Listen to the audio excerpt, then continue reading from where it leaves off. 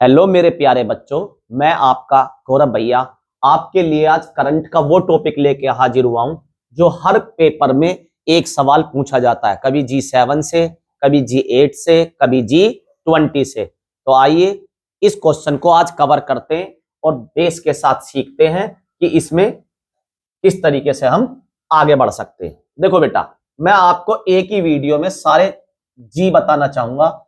G4 क्या है, G5 क्या है, G6 क्या है, और G7 क्या है, और G8 क्या है, और G20 क्या है, और क्या G10 की चर्चा चल रही है, और D10। ये सारे आपको एक ही वीडियो में कवर कराऊंगा, जिसके बाद आपको दोबारा कभी भी इसकी वीडियो देखने की आवश्यकता नहीं पड़ेगी। आपको अगले सबमिट भी और पिछले सबमिट भी साथ में ही करा दिए जाएंगे। ठीक है, एक क्वेश्चन जरूर आता है बेटा, तो 100% एक नंबर पक्का हो जाएगा आपका। तो आप जुड़ सकते हैं मेरी वीडियो के साथ। जरा देखिए बेटा, पहला क्वेश्चन तो ये भैया, G4 जो है हमारा, G4 इसका इन वाले G से किसी से लेना देना नहीं है। और इसी तरीके से G20 ये बिल्कुल अलग है। तो पहले तो इनमें इनमें इनमें और इनमें क्या संबंध है ये सीखते हैं। ठीक है, उससे पहले जब मैंने आपको बताया ये पूरी वीडियो 3 टुकड़ों में है। ये अलग पोर्शन है G4 का G5 G6 G7 से या G8 से या G10 से या D10 से कोई लेना देना नहीं है। इसी तरीके से G20 का भी इनसे कोई लेना देना नहीं है। तो इन दोनों को हम अलग से अभी कवर करेंगे। पहले G4 को कवर करूंगा और फिर इस पूरे को समझाएंगे और फिर G20 को। तो ये ध्यान रखिए, ये तीनों अलग अलग पार्ट है। भैया अभी भी समझ में नहीं आया आप क्या कहना चाह रहे हो अच्छे से, तो थोड़ा सा एक्सप्लेन करता हूं जब आप समझिए। पहले समझिए G4 से आपको समझ में आएगा कि G4 क्या है। G4 कोई ग्रुप है ही नहीं, तो भैया फिर ये चर्चा में क्यों है, जरा समझिए इस बात को।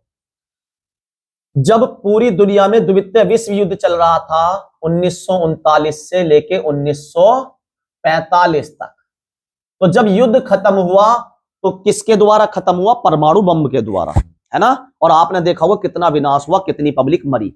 जापान में ये बम गिरा। अब ऐसा विनाश फ्यूचर में ना हो तो एक ग्रुप बनाया गया जो आपसी मतभेदों को, देश के जो आपसी मतभेद हैं उन्हें खत्म करने के लिए काम करेगा, जिस ग्रुप का नाम दिया गया यूएनओ, यूनाइटेड नेशन। यूएनओ कहते हो यूनाइटेड नेशन ऑर्गेनाइजेशन। कब स्थापना हुई थी इसकी? 1945, जब ये द्वितीय विश्व युद्ध खत्म हुआ। इसमें धीरे धीरे करके दुनिया के सारे देशों को लगभग शामिल कर लिया गया। वर्तमान में 194 या 196 देश इसमें शामिल है दुनिया, और इतने ही यूएनओ रजिस्टर्ड देश है। देखो बेटा, अब इसमें दुनिया के 5 देशों को कुछ ज्यादा ताकत दे दी गई। वो ज्यादा ताकत क्या है? मतलब भारत और पाकिस्तान की लड़ाई चल रही है, भारत और पाकिस्तान की लड़ाई हो गई और केस पहुंचा यूएनओ में, और इसमें लगभग 180 देश बोले इकट्ठा होके भाई पाकिस्तान की गलती है। लेकिन जो मैं बताना चाह रहा हूं कि दुनिया के 5 देशों को ज्यादा ताकत दे दी। अगर उनमें से किसी एक ने भी उन 5 में से कह दिया नहीं पाकिस्तान की गलती नहीं है, तो मतलब इन 180 देशों की वोट बेकार। आप समझ रहे हो, लगभग यूएनओ में 194 से 196 देश रजिस्टर्ड है, और 180 एक तरफ है या 190 एक तरफ है, और एक ने भी मना कर दी इन 5 में से, तो सारी वोट बेकार। तो इन्हीं 5 देशों की इसी ताकत को कहते हैं वीटो पावर। इन्हीं ताकत को क्या कहते हैं? Veto power. तो समझ में आया वीटो पावर क्या है? सबके समझ में आया? किन 5 देशों के पास है भैया ये तो बताओ। बिल्कुल बताता हूं बेटा, किन 5 देशों के पास है। तो जरा देखिए आप बेटा, पहला चाइना मान लेते हैं एक। तो पहली किसके पास है वीटो पावर? चीन के पास। दूसरी किसके पास है? रूस के पास। तो पहला चीन हो गया और दूसरा रूस। भैया ये तो 2 ही देश हुए, अभी रुको जरा। तीसरा देश हो गया आपका फ्रांस। तीसरा देश हो गया आपका फ्रांस, और फ्रांस के ही ऊपर है चौथा देश ब्रिटेन। ये हो गया आपका यूके, चौथा देश। नमस्ते बेटा। और ये 5वां देश हो गया यूएसए। 5वां देश हो गया यूएसए। तो कितने देशों के पास वीटो पावर है? 5। 5 देशों के पास वीटो पावर है। बात समझ में आई बेटा?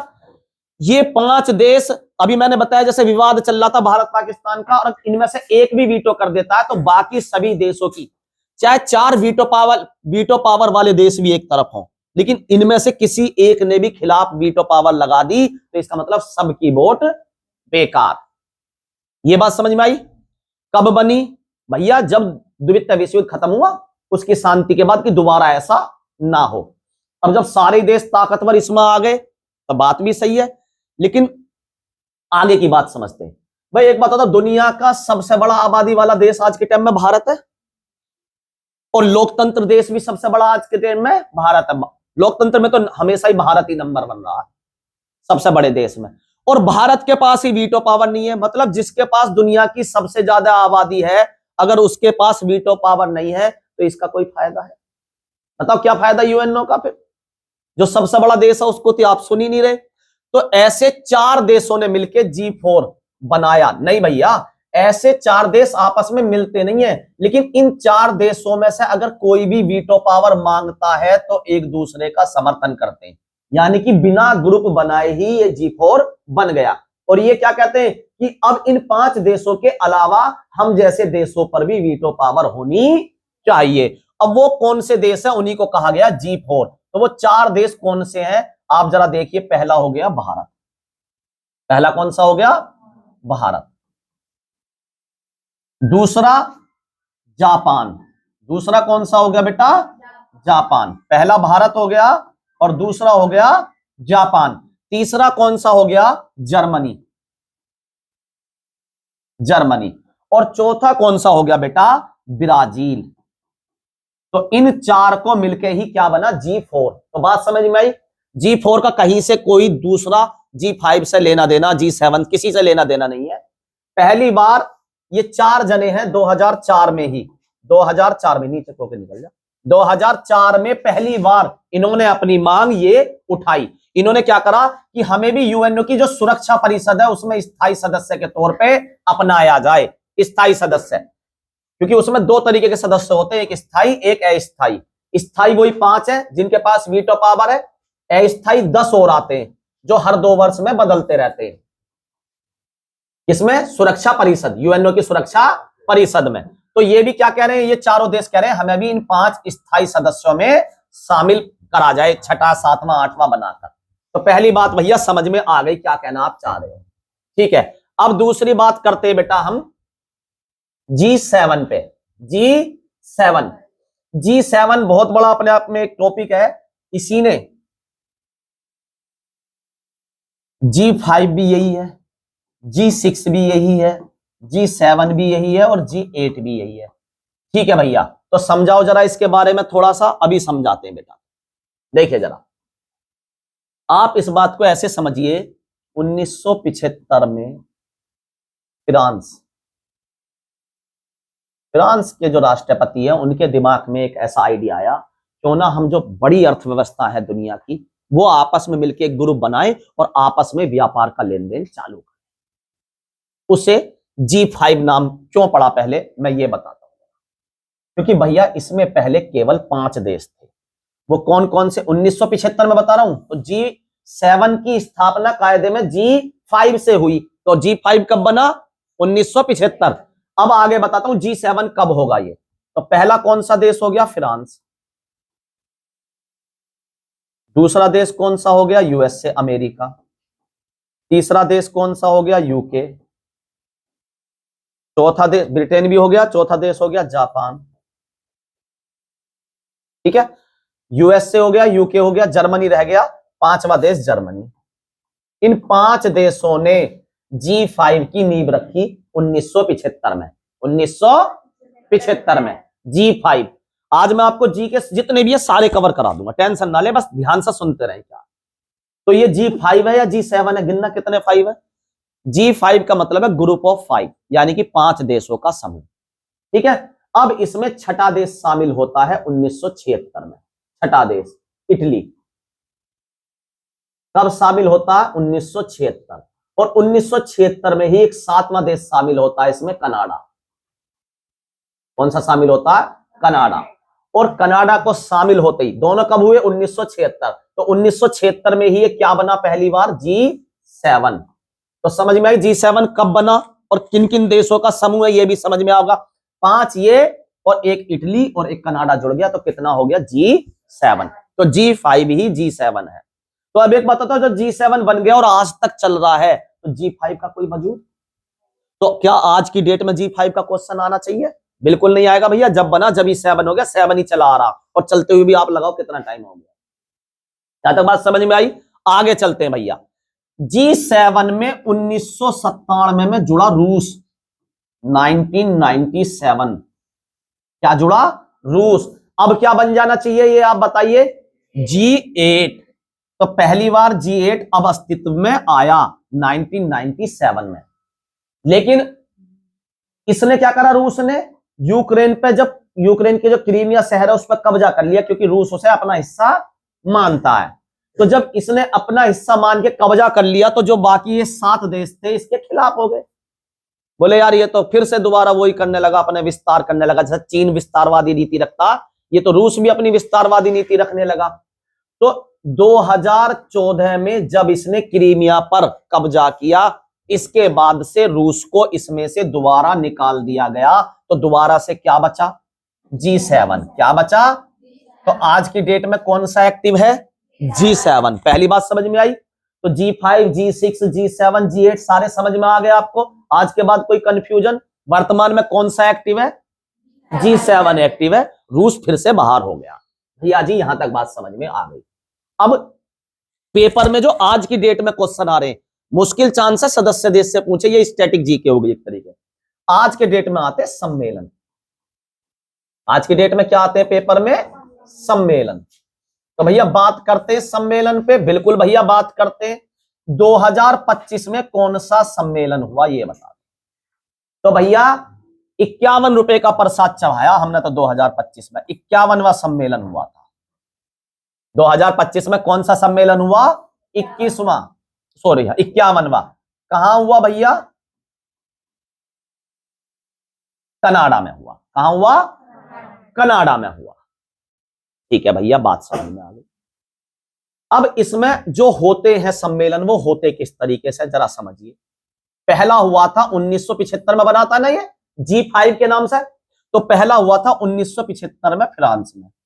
उसके बाद यूयू वाले में होता यूएसए में और यूके में। उसके बाद जर्मनी G 1 2 3 4, क्लियर यहां तक। उसके बाद 5वां जापान, 6ठा इटली और 7वां कनाडा।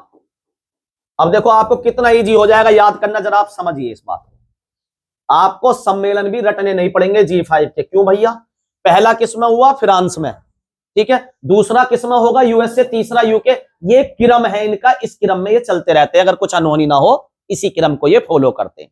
तो अब मैंने कौन सा बताया 2025 में?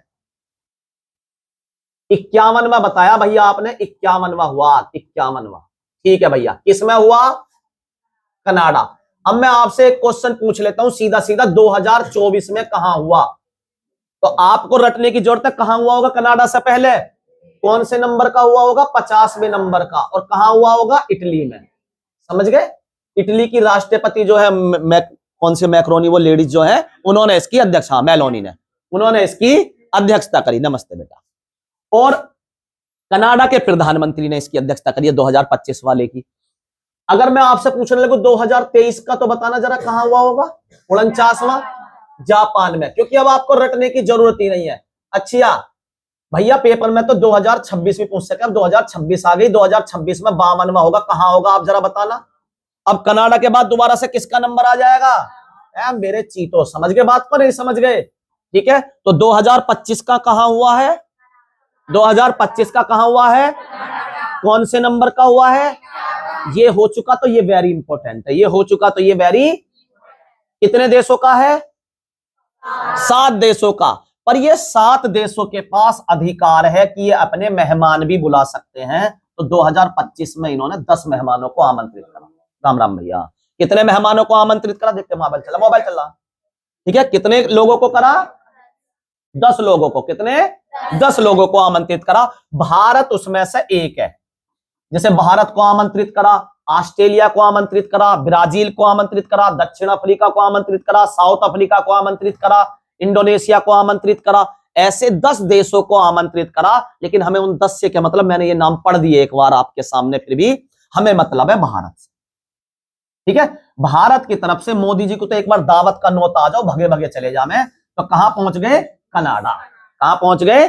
कनाडा। तो भारत की तरफ से कौन शामिल हुआ इसमें? मोदी जी ने भाग लिया।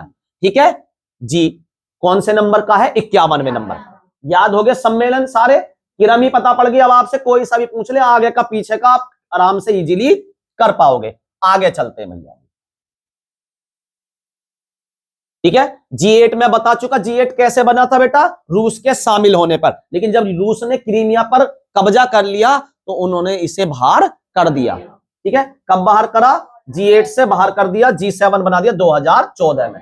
ठीक है, अब वर्तमान स्टेटस क्या है इसका? G7 है दोबारा से। क्लियर बात समझ में आती है? आगे चलते हैं। देखो बहुत सी जगह यूट्यूब पर डाल रहे हैं कि G7 से G10, तो मैं आपको क्लियर बता दूं, ऐसा अभी भी कोई प्रस्ताव भी नहीं है। ठीक है, केवल एक विचार की बात चल रही है इस, क्योंकि रूस को काउंटर करना है, रूस और चीन को। रूस से भी ज्यादा ताकतवर इस टाइम चीन हो रहा, जिससे अमेरिका को खतरा हो रहा।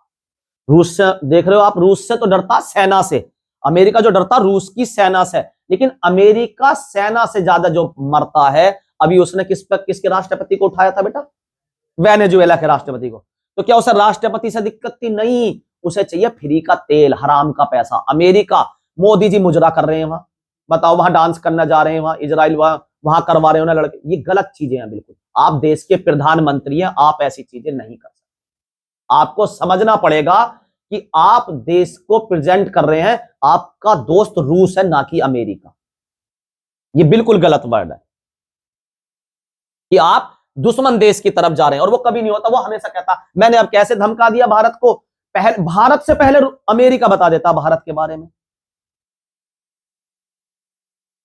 बता देता नहीं तो उसकी क्या हिम्मत। लेकिन भैया मजबूरी है, हमारे प्रधानमंत्री जी वहां से सलाह लेके चल रहे। अभी कौन था, उसने एप्स्टाइन फाइल कौन सी खुली है ना, उसने तो ये वर्ड इस्तेमाल करा, मैंने थोड़ी करा। वो करा जी हमने तो सलाह दी मोदी जी को वहां जाके नाचो, और वो नाचे। तो मतलब देश के प्रधानमंत्री के लिए कोई व्यक्ति ऐसा कह रहा सबूत के साथ, वो ये भी नहीं कह रहा, सबूत के साथ कह रहा। तो ये G10 बनाने की कोई चर्चा नहीं है, ये आपको बहकाया जा रहा है केवल दिखाने के लिए। ठीक है, लालच, हमें कोई फायदा नहीं है, हमसे ज्यादा फायदा उन्हें होगा अगर हमें शामिल करेंगे। क्यों? क्योंकि भारत में दुनिया की सबसे ज्यादा आबादी है। कोई भी यहां माल बेचना आएगा, किसी का भी माल बिकेगा। भारत दक्षिण कोरिया और ऑस्ट्रेलिया को शामिल करके G10 बनाने की बात चल रही है, लेकिन ये कोई भी अभी प्रस्ताव कहीं दूर दूर तक नहीं है। तो भैया G11 क्या, अगर रूस को वापस शामिल कर लिया जाएगा तो कितने बन जाएंगे? G11 बन जाएंगे। आगे चलिए, ये देखिए बेटा G7। अब ये D10 कहां से आ गया? अभी तो आप कह रहे G10 बनेगा। भैया मैं फिर कह रहा हूं, G10 पे अभी कोई काम नहीं चल रहा है, कोई भी काम नहीं चल रहा, ना G10 अभी बनने जा रहा है। लेकिन D10 का विचार सबको सता रहा है। क्या है ये? आपको मैं बता दूं, दुनिया की 2 ताकतवर देश, एक तरफ अमेरिका, और अमेरिका के साथ लगे रहते हैं पूरे यूरोप, है ना, यूरोप वाले। और दूसरी तरफ है एक तरफ से चाइना। ठीक है, चाइना ने अपनी 5G टेक्नोलॉजी, असली लड़ाई पैसे की है, मैं फिर कह रहा हूं दुनिया में, या तो युद्ध होगा अगले वाले टाइम में पानी के ऊपर, या लड़ाई होगी टेक्नोलॉजी के ऊपर। हम जो सोच रहे हैं जमीन के ऊपर, अब तो ऐसी ऐसी टेक्नोलॉजी घर के ऊपर घर, घर के ऊपर घर। ठीक है, रहने की समस्या इतनी नहीं आएगी, या तो खाने पीने की समस्या आएगी या फिर टेक्नोलॉजी की, कि कौन सा देश टेक्नोलॉजी से दूसरे देशों पर कब्जा कर ले, टेक्नोलॉजी से। तो वही बता रहा हूं, टेक्नोलॉजी से कब्जा कैसा हो सकता है। इन्होंने भी अपना 5G बनाया, चीन ने भी अपना 5G बनाया, लेकिन सबका पिताजी 5G भारत के पास है, उसकी स्पीड कुछ अलग है। लेकिन क्या संसाधन नहीं है।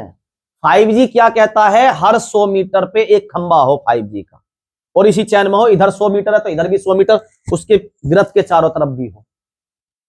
अगर 5G कामयाब हो जाए तो यहां कितने बच्चे बैठे ये भी पता लगाया जा सकता है, इस क्लास में कितने बच्चे बैठे मोबाइल लेके इस टाइम। जिसके पास भी टेक्नोलॉजी है उसका पता लगा सकता है ये घर से कब निकला, बिगर कुछ के।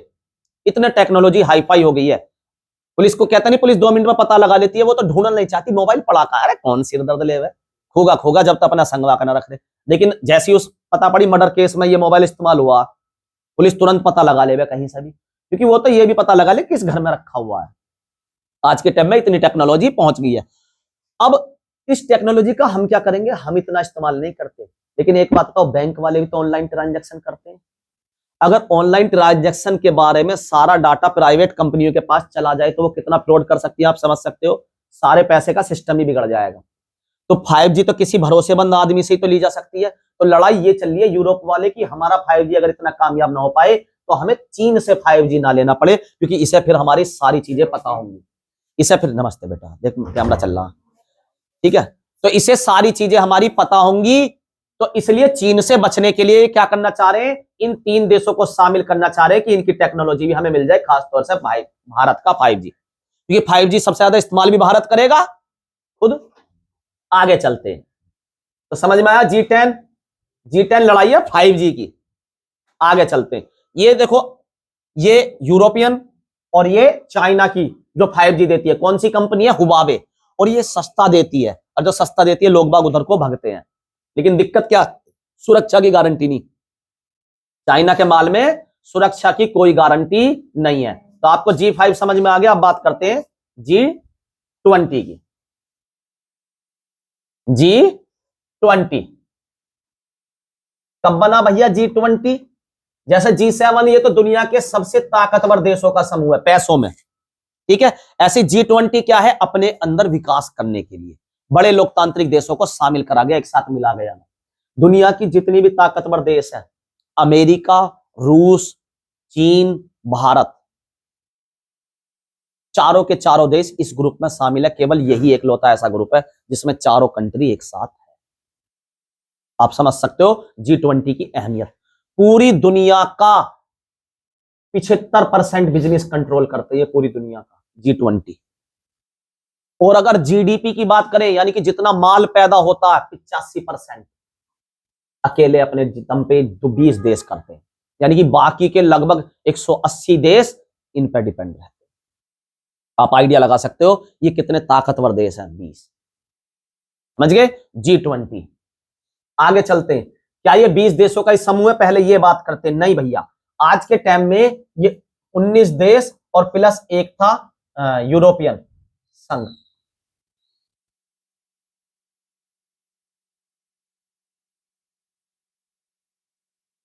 इसे कहते थे G20। लेकिन जब भारत में 2023 का G20 सम्मेलन हुआ, G20 वेरी इंपॉर्टेंट डेट बता रहा हूं, भारत में भी हुआ है क्योंकि, ठीक है, अब पता नहीं 20 साल बाद कब जाके आएगा हाथ में, ठीक है। तो G20 सम्मेलन भारत में कब हुआ, 2023 में। कहां हुआ, नई दिल्ली में। एक व्यक्ति, एक संघ और जुड़ गया जिसका नाम था अफ्रीका संघ।